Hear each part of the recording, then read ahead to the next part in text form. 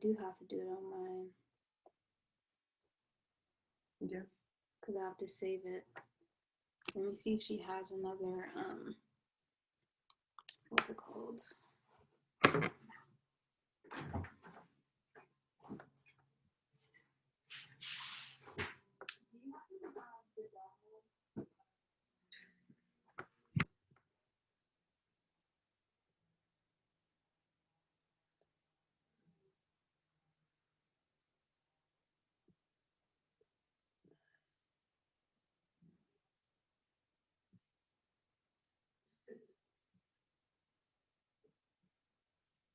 Your email is just Lisa@LABodyWorks, right? Yeah.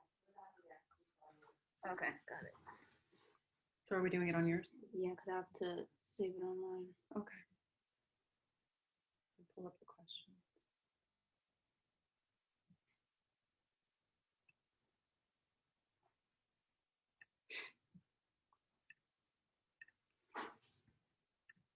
Are you good on time, Lisa? Yeah, I'm good. Okay. Cool thing is it's 9:33. It's 9:33. That's good. LABodywork.com.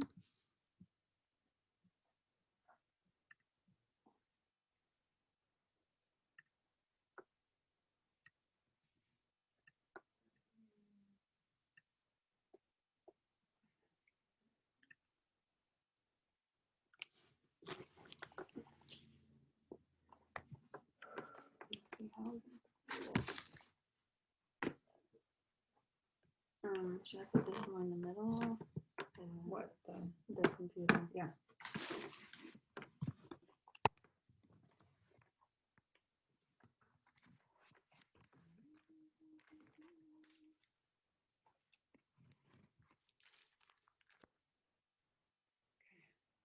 She doesn't have a dongle. So what do you need? It's just because our laptops don't have it to put a USB in there. So we have to have a dongle to like Put your Apple. Yeah, stupid ass. So if not one else, it's just gonna have to not use a microphone. You're so naturally beautiful, dude. Oh, thanks.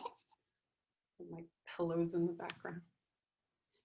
And Our penis. let's close the door. Oh, she's still looking to see if she has a dongle. Okay. If not, What does it look like? I mean, it's literally like a USB-C to a USB. Yeah. So it's not this. Wait. No, That. it had so it's like the other side of that. So it's like that, but then on the other side it has the part to plug in a USB. Mm-hmm. All these freaking cords we don't have. It's not like common. If not, She's got it. Woo! oh, you got it? Wow. Digging. Digging and digging. Fuck you. Right? Beautiful. Yep. You don't need this for anything? No, Okay. ma'am. Thank you, ma'am. You're welcome. All right, we ready? Let's do it. Thank you, Lisa. Thank I you. love you. I love you. Oh my God. Let's get it. How fun is it? Wow. And like any like little glitches or mess ups that we have. Oh, okay. So like you just leave the box and like start the like the top of the fence. Okay. Do it perfectly imperfect. Yeah.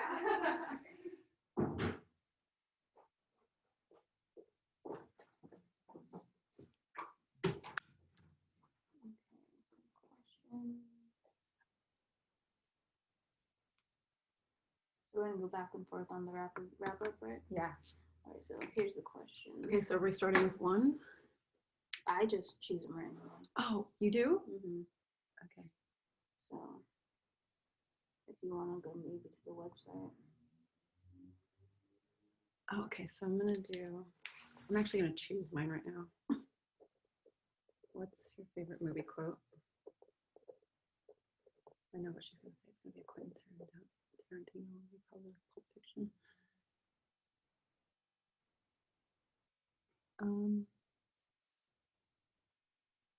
Oh, if you could trade lives with anyone.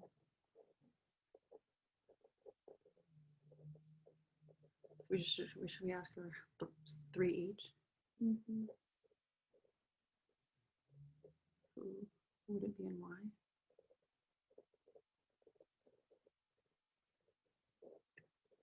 And then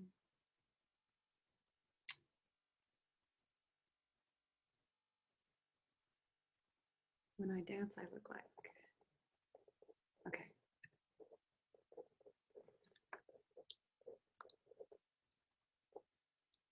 Hello. Can you hear us? Hold on, I think. Oh, we have to plug this in, dude. I did. Oh. Come on, Nikki. All right, can you hear us? Hello, hello. Hello? Try the sounds down there. Try that one. No, the. Can you hear us? Okay, can you hear me? Yes. Yeah. Can you hear us? Can you Okay, hear us? I'm not sure if it's using the mic though. Yeah. Oh. How about now? No, it sounds like it's more coming from the computer. Yeah. Hers is. Okay, do a test. So do Let me see if there's test speaker and microphone. test speaker and microphone. Switch And to pause speak. Hello. Hello. Hit no. hello. Well, that sounds like you're using the mic. Oh, blue snowball. Here's the option. Okay. How does that sound? Good. Do you hear an echo? I don't hear an echo. Check, check. Are we good? Do you hear us? I hear you. I'm just still not sure if it's using the mic or if it's using the computer. Muffle it, the mic. Oh yeah, I heard that. Yeah, I heard that. Now try You get it? speaking. Speak. Speak. Cover it. Cover and speak. Okay, can you hear me? But it sounds muffled, but yeah. Okay. Yeah, it's Perfect. working.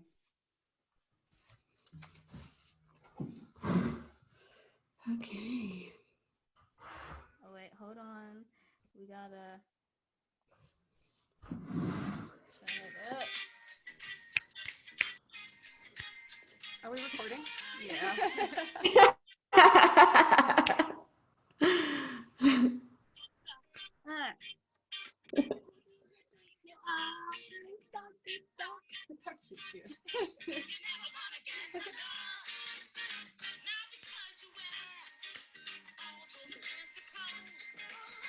And that is enough.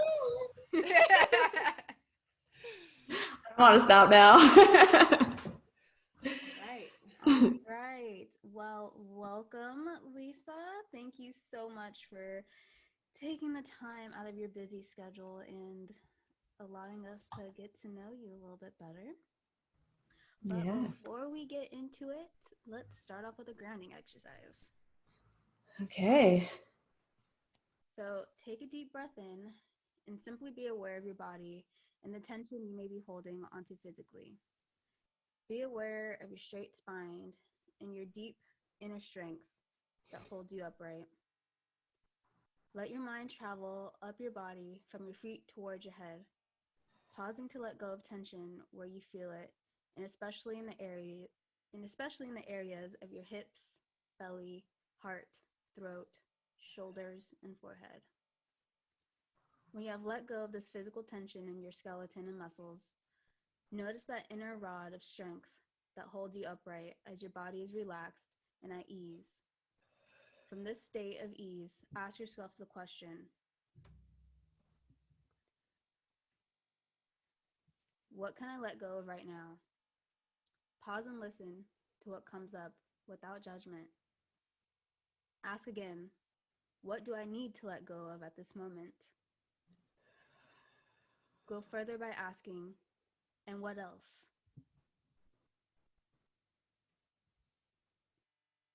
Listen and feel the clues of your body.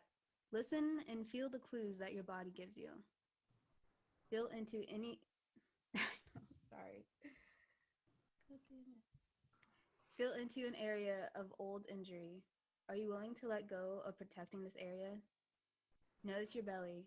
Are you willing to let go of eating habits and patterns that are not serving you?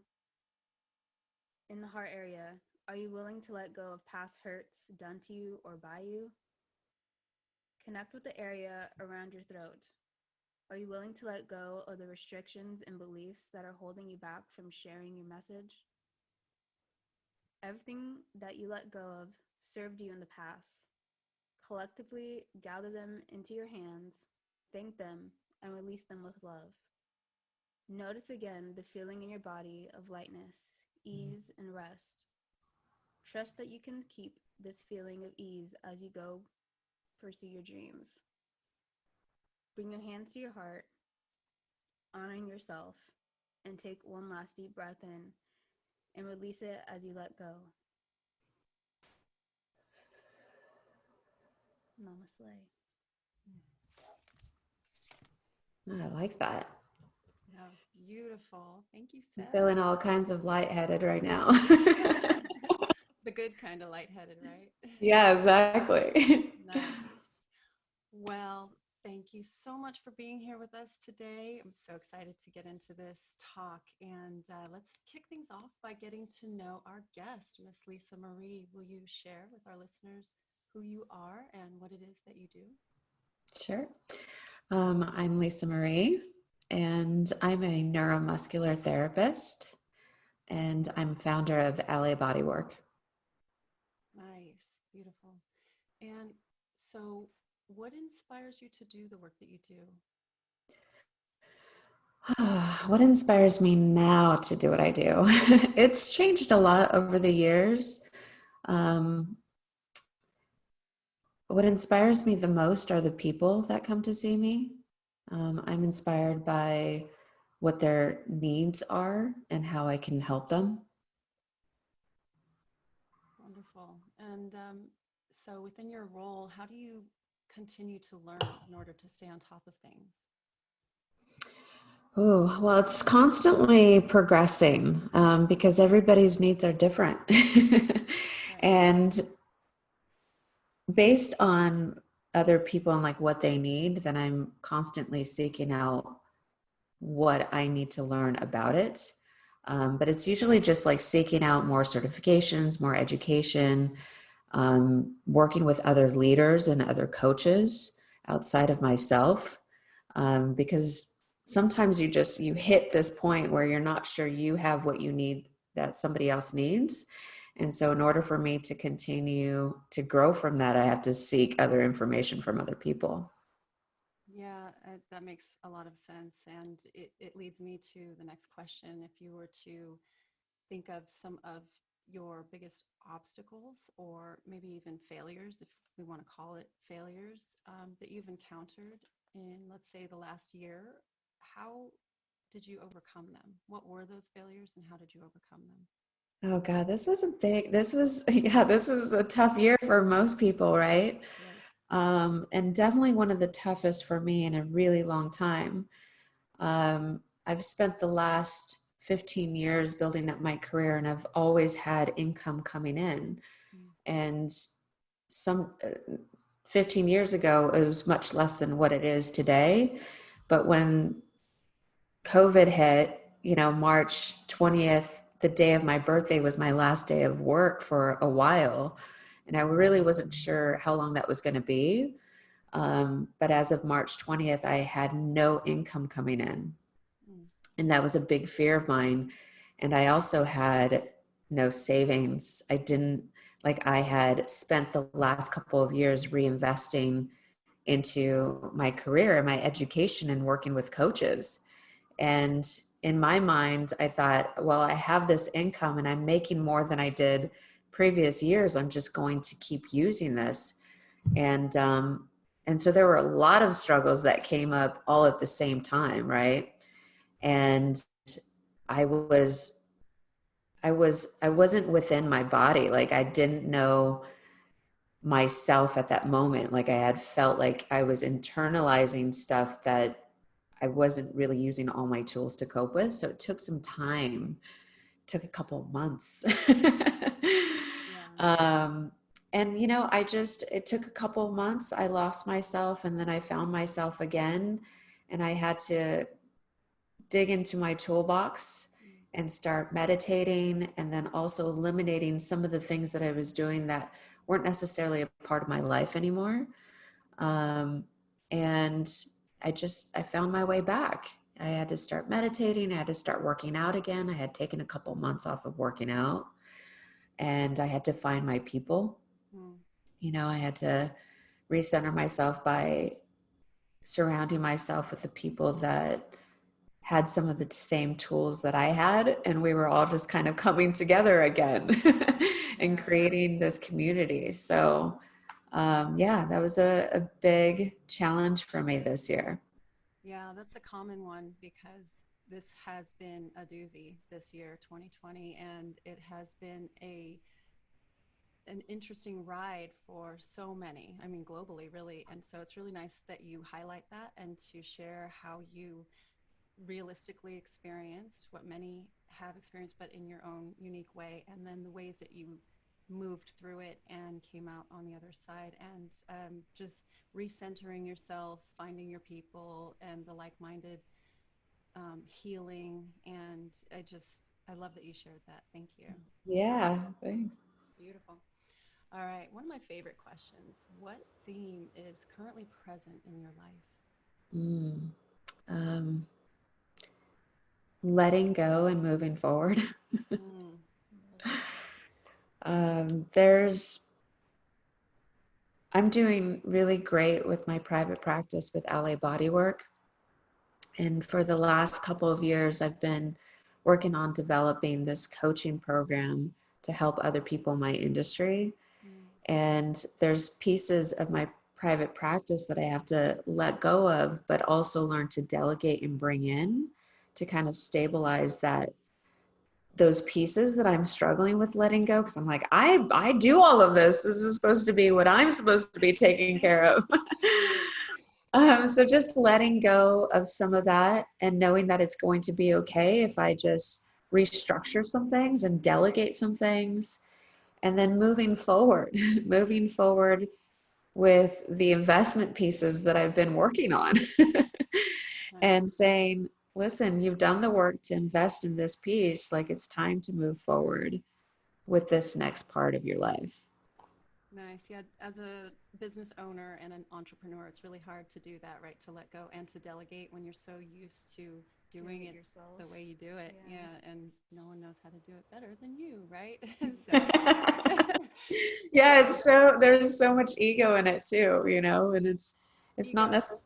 necessarily like unhealthy ego. It's just like, but I've learned to do it this way for the last 15 years. so what would you say helps you be able to let go, to step back and to delegate and to trust that it will still operate and move in the direction you are aiming for?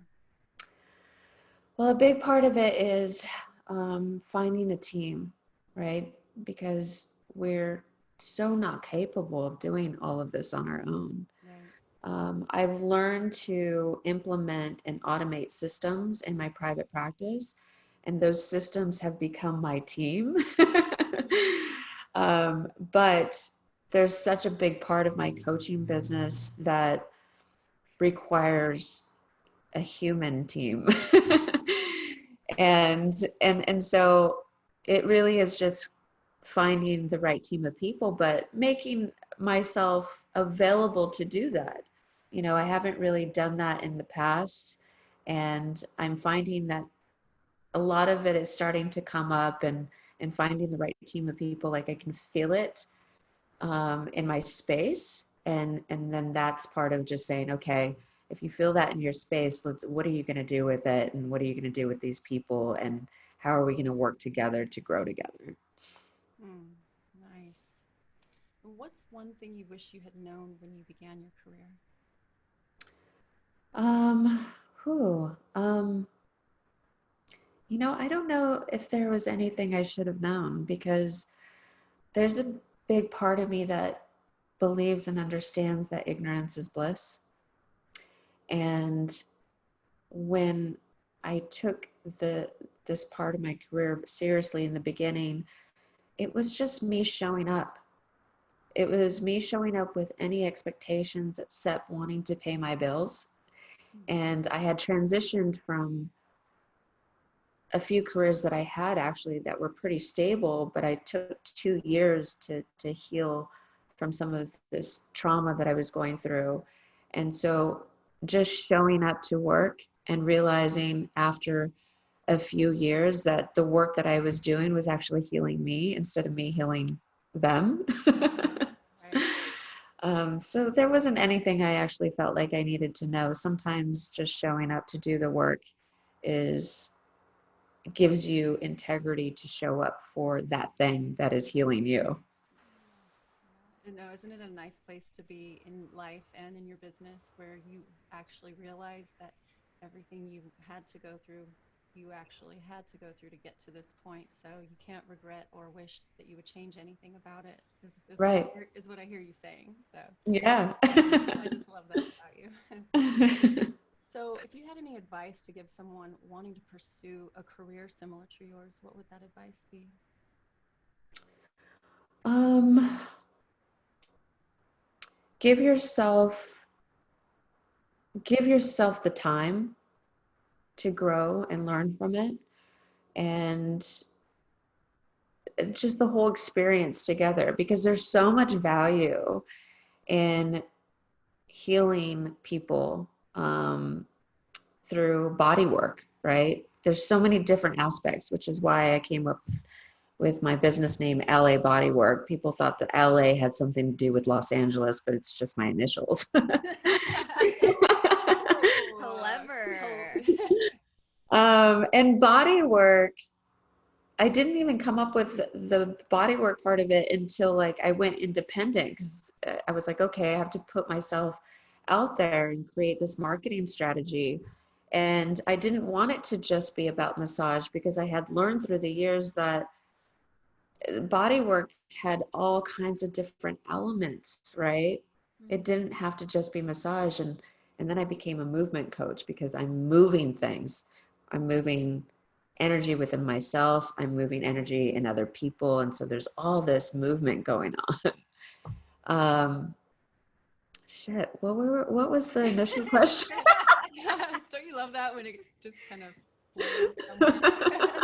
No, thank you for all of that. So the question was, what advice would you give someone wanting to pursue a career similar to yours? And the beginning part of your answer was give yourself time to grow, and then you went on to value and healing through body work. Yeah, allow yourself to grow within the experience, because there's so much value in it. You're not only learning about yourself, but you're learning about other people.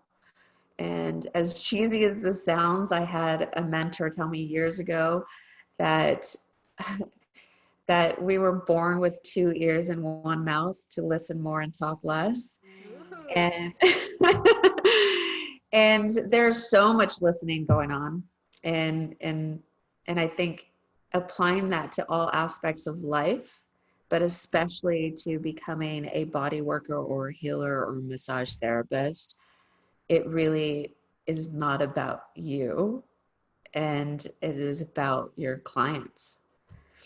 So Right. yeah. Yeah, nice. All right, I'm going to take a little different direction here and ask you about, if you look back on your journey, what is the most important thing you've learned along your journey, and what was life like before learning it, and what is life like now that you have that awareness? You mean with my career specifically? The whole journey, whatever comes to into your heart, and Life in general. Well, growing up, I didn't have a lot of structure. Um, and who am I to say that, actually? Because I'm sure, all of our parents are doing the best that they can, right? So I'm sure that there was some structure there. I was just an outlaw. So I've always wanted to just do what I wanted to do. And I resisted a lot of that. And, life was fun for me. I don't feel like I've missed out on anything.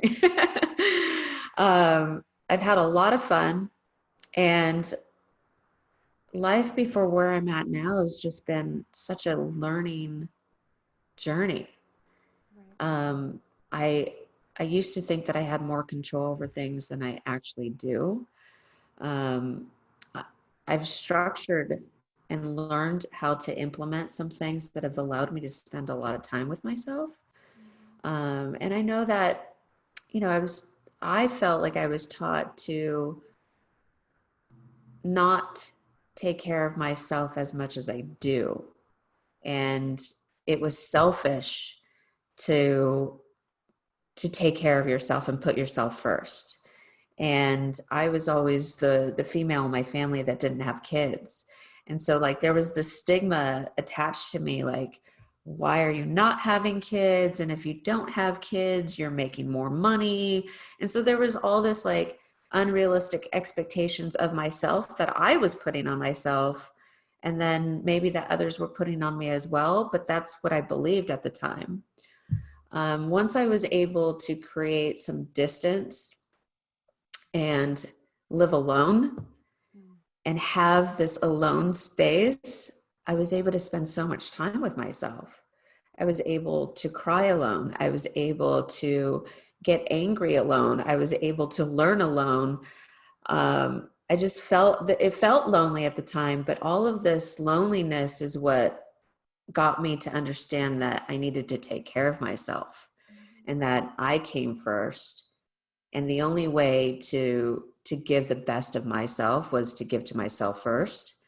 And what would that mean for other people, right? Like I started to see, once I started to transition all that, I had this abundance of love from other people and they wanted to be around me.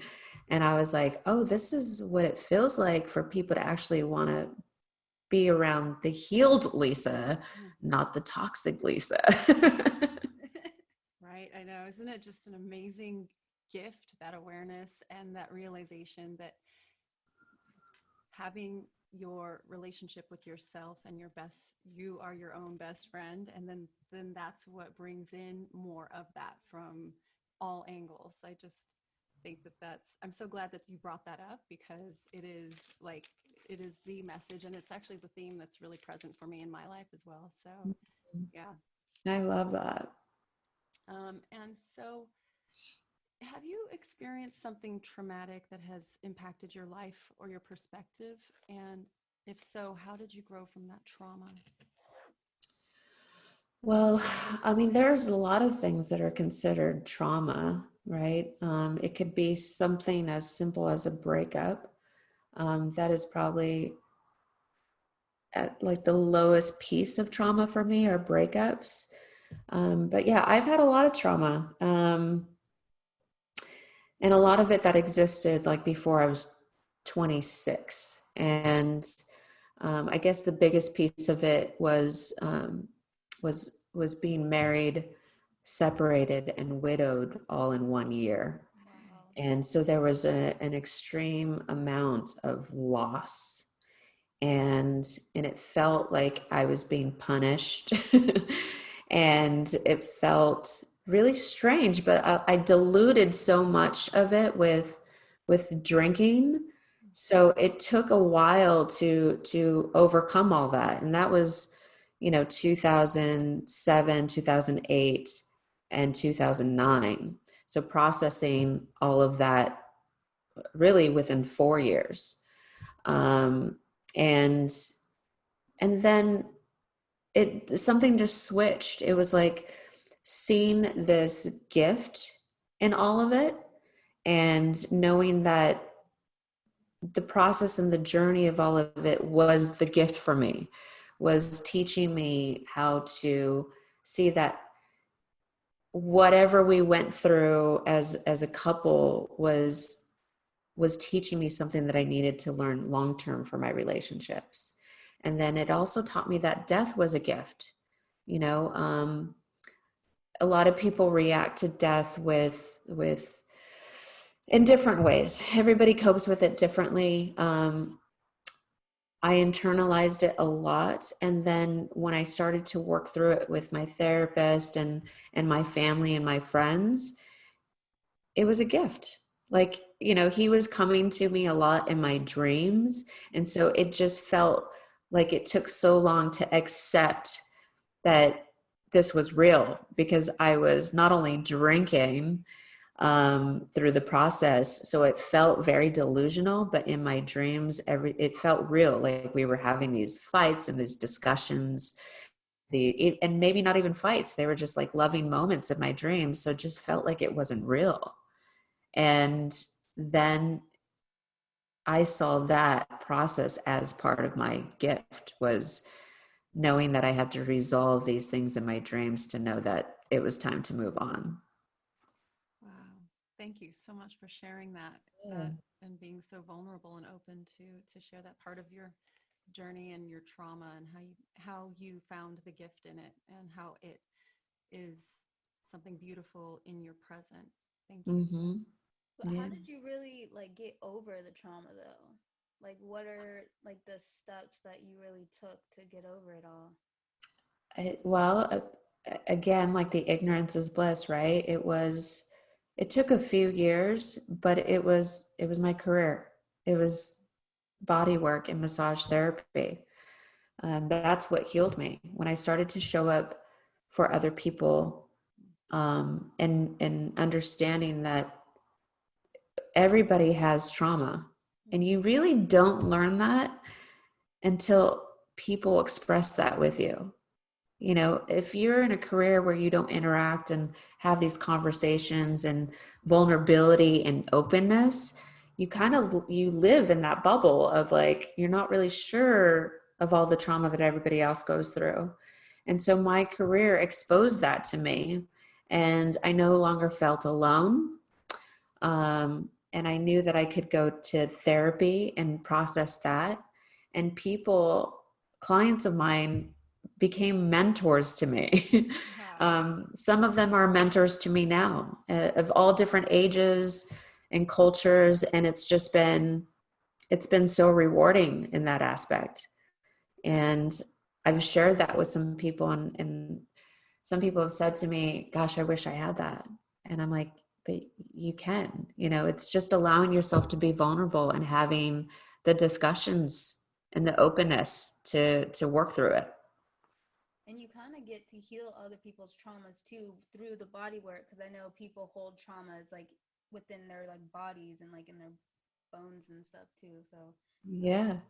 Yeah. That's a big piece of my career now, is we didn't discuss that in the beginning of my career, but now I feel like I'm so open and comfortable with doing that work with my clients that it's very comfortable for me to ask them, so what is going on in your life right now, and how do you think your body is storing all of that? And then we just get right into it. So that's a fun piece of my career is that piece right there. So if you could talk to younger women out there, maybe in their teens or whatever, what is something that you would tell them or would like them to know? Um, you know, don't follow the crowd. Be good to yourself about knowing that we all have our own path and our own journey to learn from, and really understanding, diving into what boundaries are. The term boundaries for me didn't exist until I was like 30. And it was mind blowing. I was like, what? I'm allowed to have boundaries, and Say no. yeah, I can say no, and then dealing with like how uncomfortable it felt to say no, and thinking badly of myself for saying it. Yeah, really. And all this guilt behind it, you know, it was I just couldn't believe it. And I mean, it came down to like creating boundaries on how I wanted to spend my holidays, not how my parents wanted to spend holidays or how my partner wanted to spend holidays. And like not having to tie in this like must have for everybody else. and and then also seeing their reaction, right? And then being okay with that and just being like, okay, that's, you know, not only is it an emotion for me that is going to pass, but it's also an emotion for them that's going to pass. Yeah. And it's just our way of like having this inner child tantrum.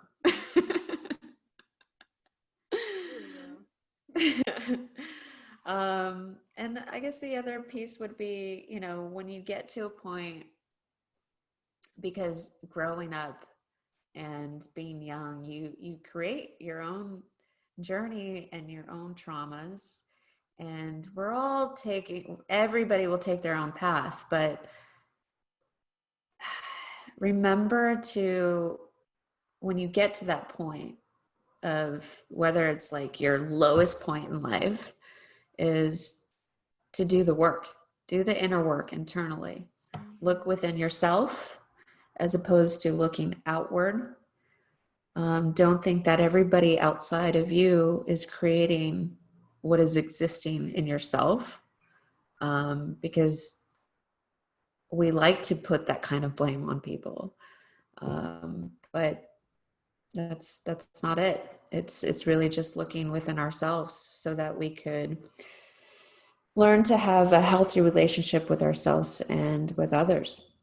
Find out who you are, who you want to be, and what you want to do, and really dive into it. Yeah.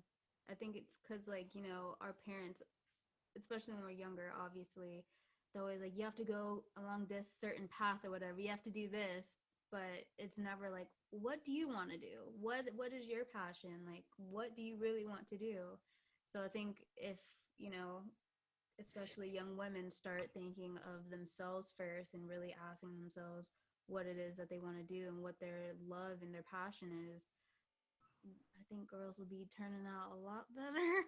Yeah, I agree. I agree 100%. Yeah, I mean, we live in a different world right now, right? So parents are different today than they were 20 years ago. I'm not sure, you know, I'm not a parent. It is a very like intense subject for me because there's a lot of kids in my family and I'm the only female of 14 females that doesn't have children, just on my mom's side. Wow. And I've done a lot of like observing, and not with judgment, just knowing that, you know, I think I'm now feeling capable of being a mother. Like I am 40 years old and I finally feel like I'm capable of having these tools. But I just don't want to put my body through it, you know, not from an aesthetic point of view, from an internal point of view.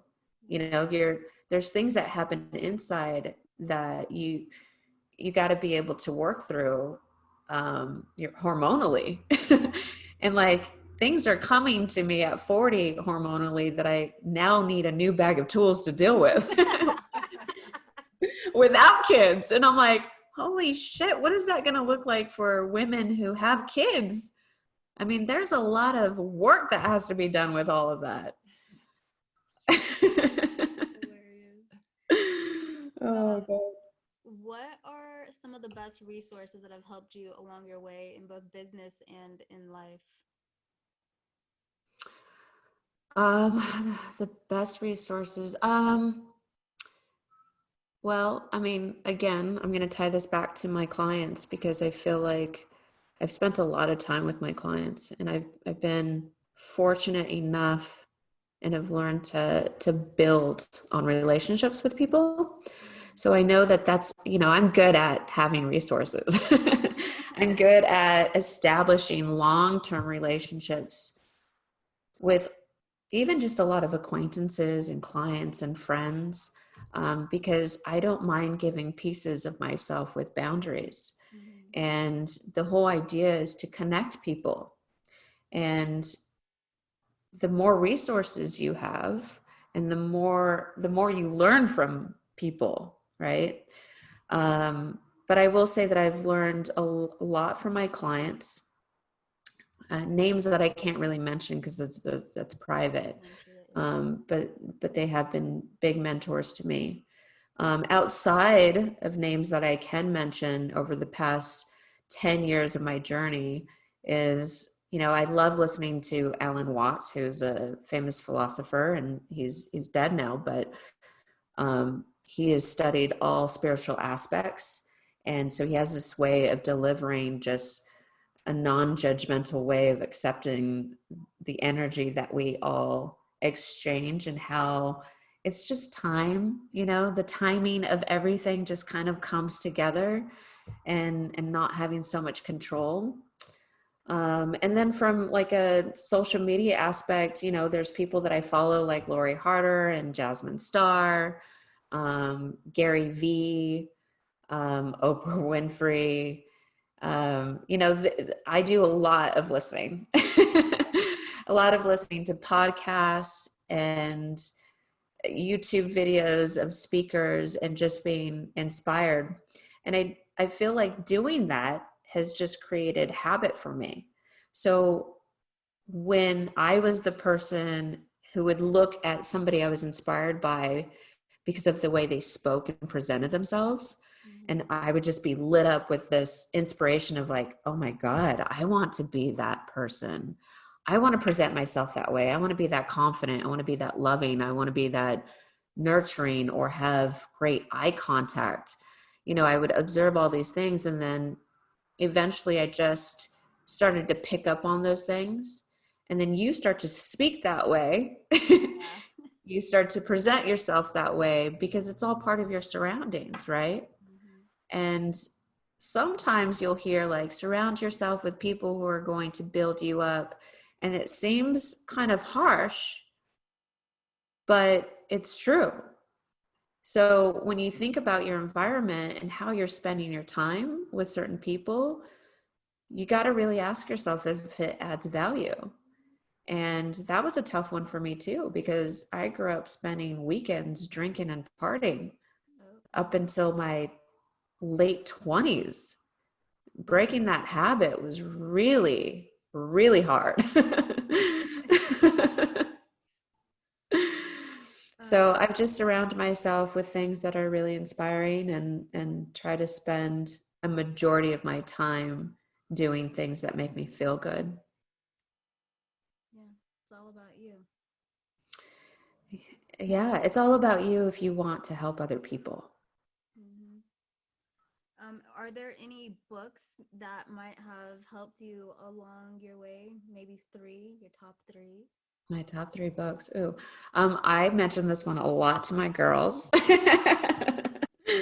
Oh God, I just handed it to somebody, but it's, oh,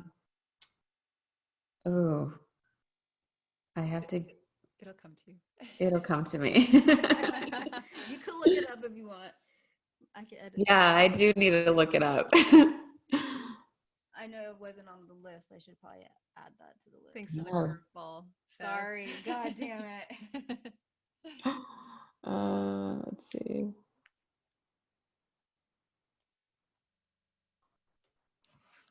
I'll actually pull this 1 second. Sorry, guys. Yeah, I had a brain glitch on that too. I was like, You did? yeah, like, well, because the question came out of order and she surprised me with it. I was like, wait, I'm not there yet. Let me scroll to that answer.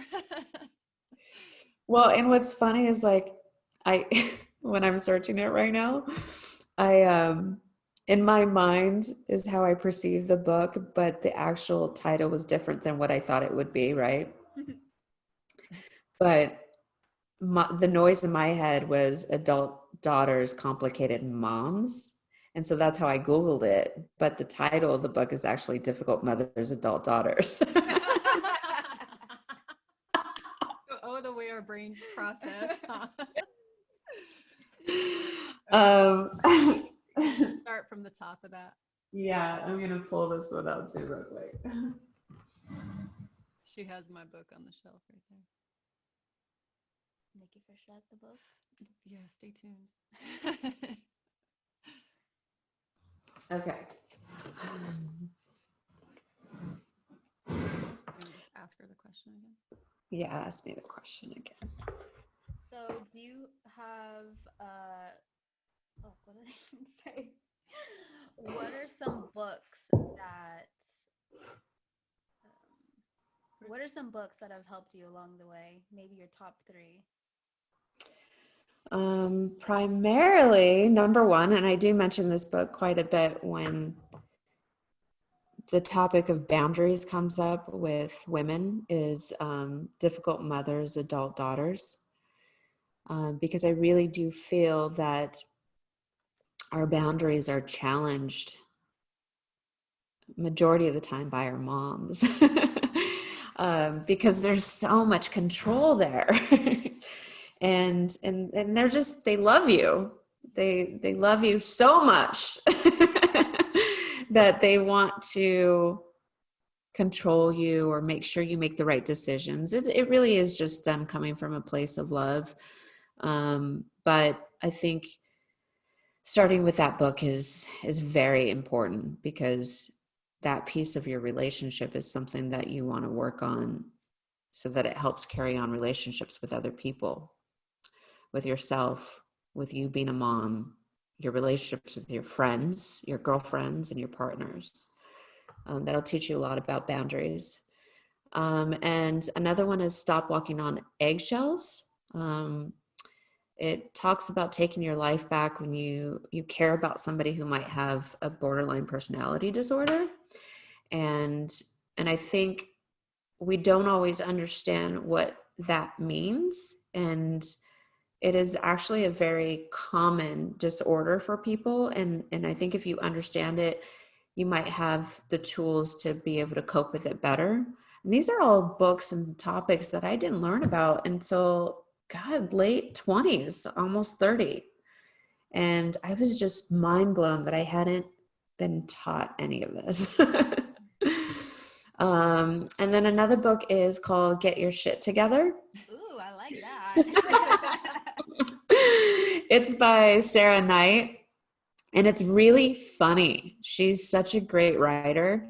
So if you're not like, if you want something that makes light of life topics, it is such a great read, because she writes about it, and it's so many things are relatable. I mean, we're talking about getting your shit together with your finances, your bank account, procrastination, like all the things we're doing as adults that we thought we should have learned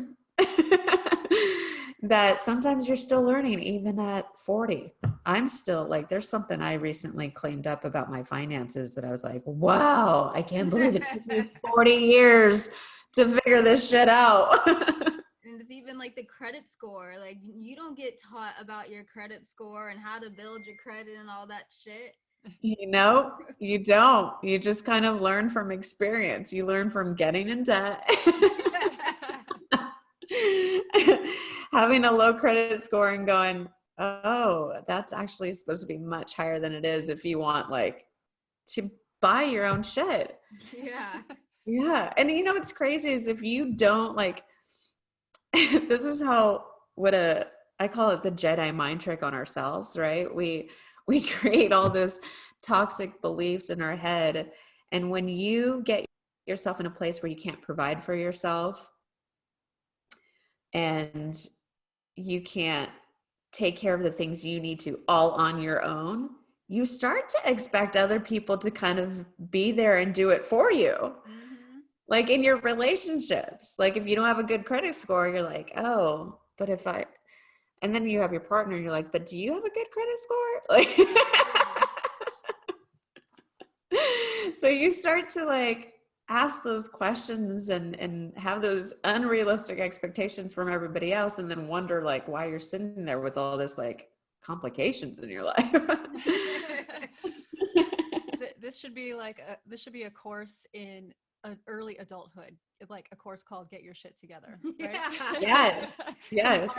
Compiled of all of these things. right? Everything they didn't teach you in high school. In high school, yeah. It should be like the pre-college schooling or something. That would actually stand out to kids, right? To teens or going into adulthood. Like, get your shit together. We might be onto something. Like for Mm. those kids that don't know what the fuck they're gonna get into, like go to the get your shit together school before you go to college or something, you know? Like It's so true. Oh God, I wish I had that. me too. All right, We ladies. need to do it. Let's We're- do it. Yeah, right? That's the next project. Stay tuned for the Get Your Shit Together Academy. Yeah. Okay. All right. So, what is the best compliment that you have ever received? Oh, well, I do this assignment with people where you write down all the positive things people say about you to you. And sometimes it can be over a period of 2 weeks, 3 weeks, 4 weeks, but even if it's repeated, you write it down. And so I had to do this assignment with a coach that I had hired years ago when I had started my LA bodywork business. And it took me a while to learn what those compliments were.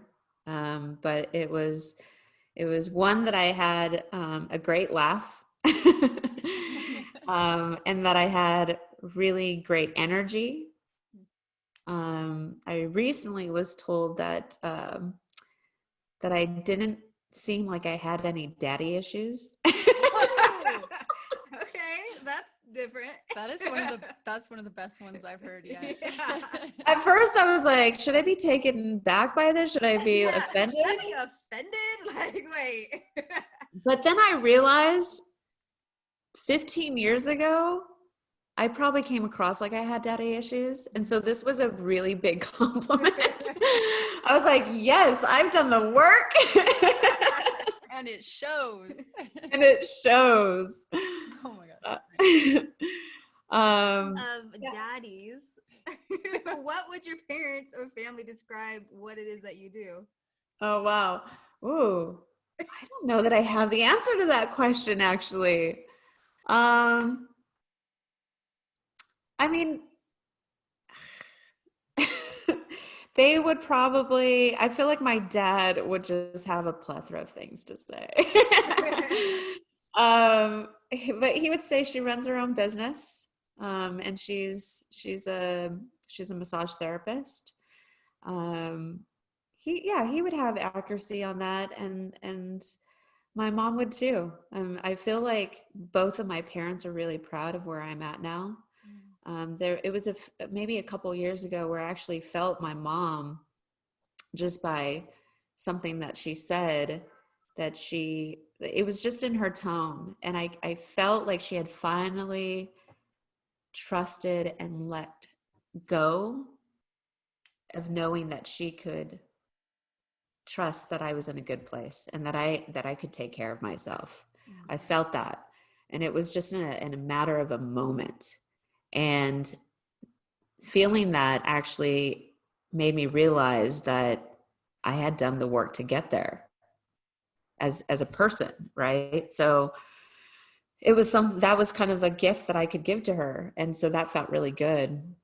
And my dad too, recently, he was like, we were having a discussion about people asking him like, so why isn't she married yet? Or why does she have kids? And I'm sure they've been asked that for a long time. But my dad said, because she's happy. Oh, I love that. Yeah. And he said, I used to want those things for you.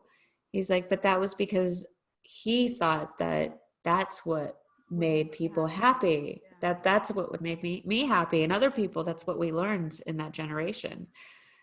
He said, but he knows that I'm happy and that those things will come.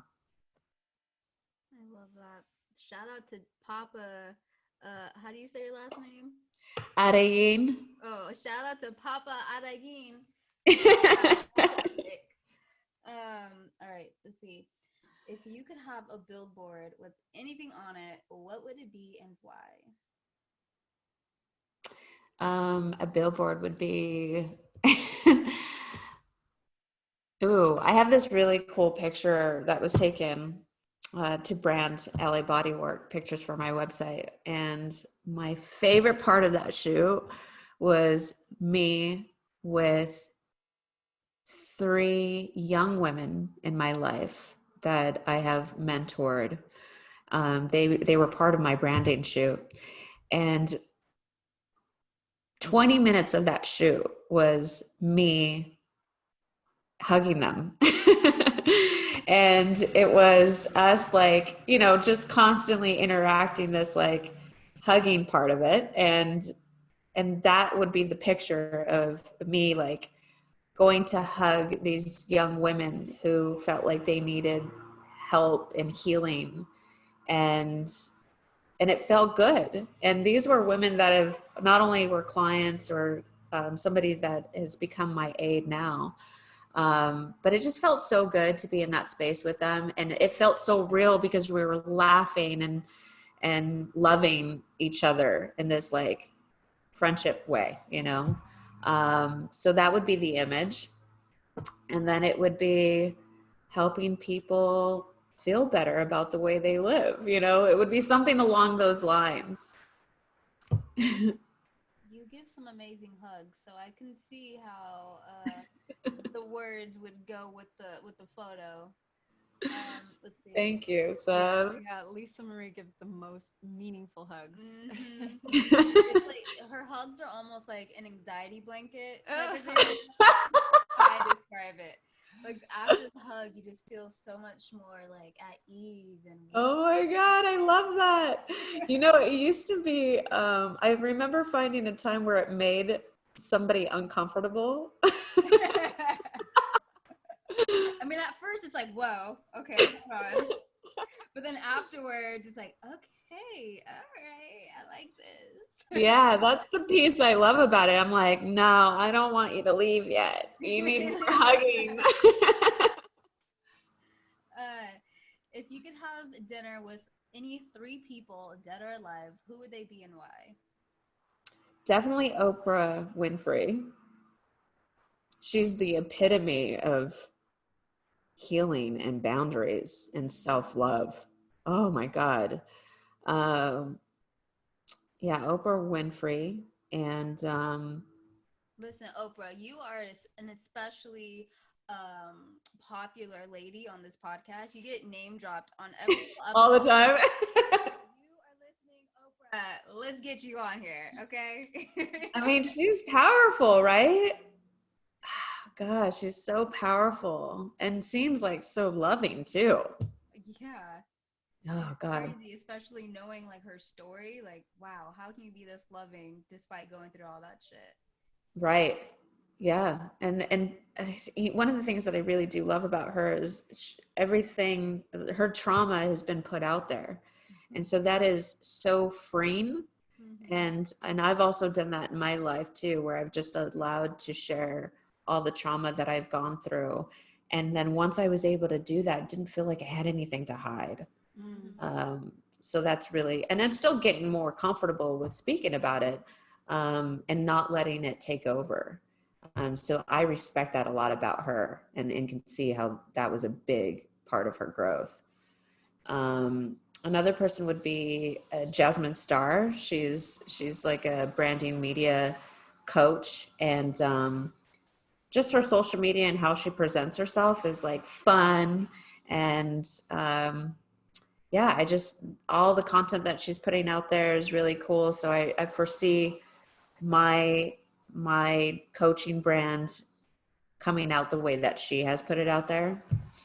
And then Eric Thomas, who is he's a speaker and a coach, and he speaks at a lot of colleges. And he was homeless at one point, and I was homeless for a very short period of time in my life, and so I'm just really inspired by people who could experience that, Mhm. and then come out on top of where they're at. So he's really quite amazing, and he's boisterous. He's got a loud, powerful voice, and a little bit of sarcasm, but so real. And I love that. Kind of like you. Yeah. Who are the 3 people who have been the most influential to you? Wow. Aside from me, of course. Aside from you, Seb. I mean, really, you've been recently, I mean, you and Janet and a few other names, and Nikki have come into my life a lot recently. And maybe we're not like spending a whole lot of time together, but you're present. So like the energy is always there, right? But I do mention your names. So like that's the power of networking and resourcing too, is like when you know that somebody has some integrity behind what they do, you want to share it with other people. Yeah. So yes, you. I like it. My number one would be my grandmother, who passed away in 2014. Yeah, I mean, grandmothers are like so powerful, right? She was everything that I'm not, in a domesticated way, but that was like, my mom's picked up a lot of her traits as well, but like just so nurturing and loving and willing to do anything for their families. And Always wanting to feed you.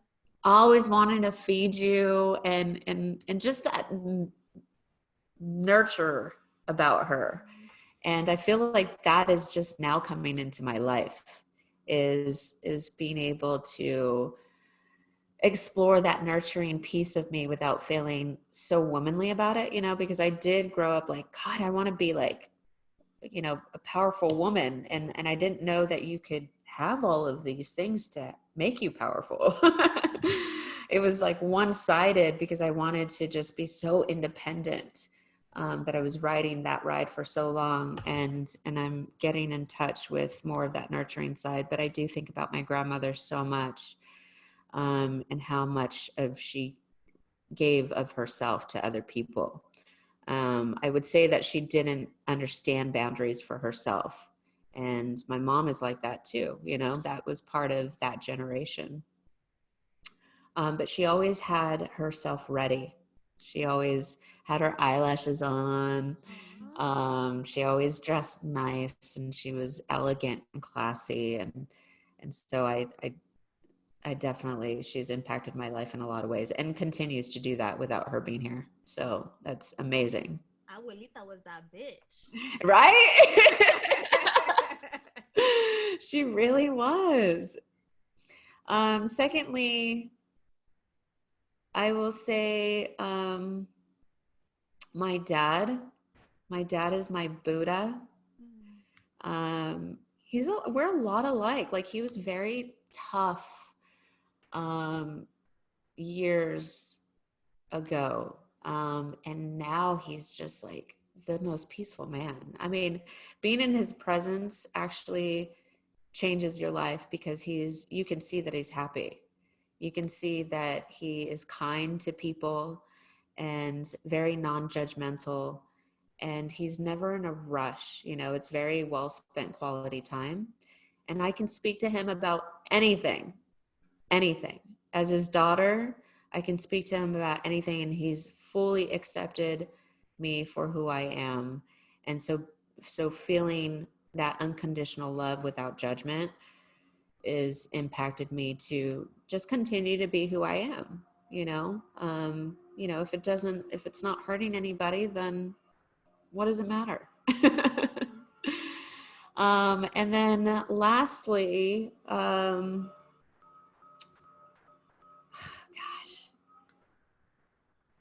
who would be my last person? I'm impacted by so many people, so I'm just trying to think about like the very top person that comes into my life quite often. I don't think I want to add a third person. Okay, fair enough. Cool. Okay. You have 2. All right. So, what is the biggest challenge you have with your specific role, and how do you overcome it? What is the biggest challenge with my specific role now, Mm-hmm. and how do I overcome it? Coaching. And this is becoming a huge part of my role. My career with Alley Bodywork, I do a lot of coaching there as well. In the beginning, it was a lot more nurturing, and now it's turned into a lot of coaching. And even outside of LA Bodywork, I see now that I have this repertoire of knowledge and in all aspects, whether it's business, emotionally, mentally, and physically. I'm getting a lot of people trying to resource me out. And I want to share that. I want to share those things that people see in me and find out how to share it without giving too much of my time. Because I'm so maxed out with LA Bodywork that I got to find a way to share all that and reach the masses and be able to like help women, younger women, and even men, I don't have that sort of segregation. So I think if you can help both men and women, you're creating a healthy relationship for yourself as a woman with both men and women. So, yeah, my biggest challenge is figuring out that part of it and finding a team to help me continue to move forward, because it's never done with people like us, where we're entrepreneurial, and when you find things that you love and you've invested all this time and you're excited about it, you're not going to stop. And then you start to feel that like slight depression or disappointment if you're not moving forward. It's not going to be enough. It never is. No.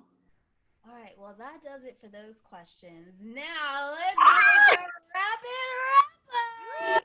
All right. So I'm gonna put 2 minutes on the clock, and we're gonna ask you a series of questions, and just answer them as fast as you can, and just say whatever comes to your mind. Oh, this is going to be fun. Okay. All right. What's your favorite movie quote? I need to read this. Shit! That's okay. Um, You know it, but you probably have to yeah, I have to like structure it together. It's from The Notebook, and he says, I can be anything you want me to be. And she says, you're dumb. And he goes, I can be that too. What is your favorite joke? Oh, I'm so bad at jokes. Just anything sarcastic and witty. Okay. If you could trade lives with anyone, who would it be and why? A man. What is your biggest addiction? Snicker bars.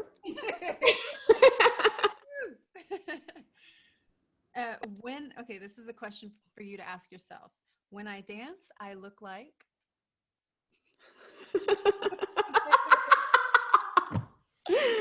When I dance, I look really either quirky and sexy at the same time. Quirky, sexy.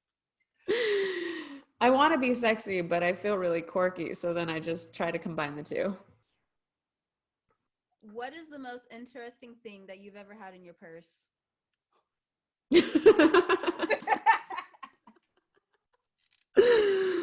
Ooh, oh gosh.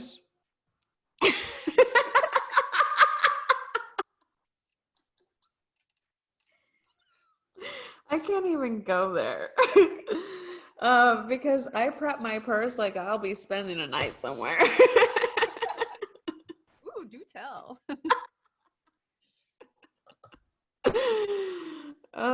God, you really want the answer to that.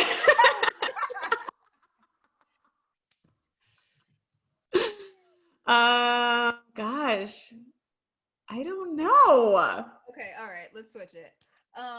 Who have you met that you wish you hadn't? That's mean. Who I've met that I wish I hadn't? Oh, that's like name dropping mean. Okay. Let's see.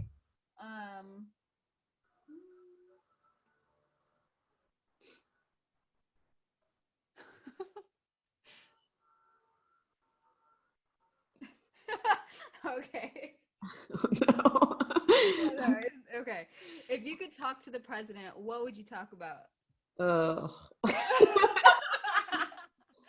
Sorry. Our current president. Our current, not the January president. I mean, this actually gets my feathers all ruffled up. Hold on, let me Well, reword that. If you could talk to number 45, because he is not my president, who would you talk or what would you talk about? I would talk about, I mean, I guess the homelessness is a big topic for me in this country. And I know like it goes all across the board, across every, like there's so many elements to homelessness, right? There's mental health, there's financial health, but I would want to discuss that one specifically because it's such a big problem. It's such a big problem, mental health, emotional health. And I mean, I really do feel like a lot of the teaching, it starts at our childhood, right? So if somebody ends up with all of this, it's not being taught early enough. And I just want to figure out how do we get to that point and how do we change that? All Nice. right. Well, that does it for our interview. Can I ask one more question No. from the rapid No. wrap up? Let's end it on a fun note. All right, last question. What is the one thing you have always wanted to do? I want to spend an entire year traveling to multiple states and countries, just from like one place to the next. And without any like timeline, you know, just like getting somewhere and spending a couple days there and maybe it turns into a week and then jumping on the plane and being like, oh, I'm going to go here. And then just picking that spot and moving there and just having the freedom to explore what that turns into and who you meet and what you discover and having no attachments and responsibilities outside of just doing that, you know, because the one thing that stops us from traveling are all the expectations we have at home. Beautiful. All right. Well, thank you for your time. Oh my God, thank you for having me. That was so much fun. I really love what you guys are doing. And I'm inspired and I'm looking forward to kind of like really seeing where this goes for you. And I'm loving that you guys get to interact with people and discover all these stories and how that like rolls into the growth for you. Right. Yeah, thank you so much for being a part of it and for contributing today and sharing your time, your energy, your loving thoughts and insights and memories and even the traumas and the growth path. I really appreciate you more than you even know. I appreciate Aw. I love you. I love both of you. And I appreciate both of you as well. Ditto. Ditto. Ditto, queens. Dildo, because I feel like that might have been something in your fucking Totally that. Namaste. Namaste.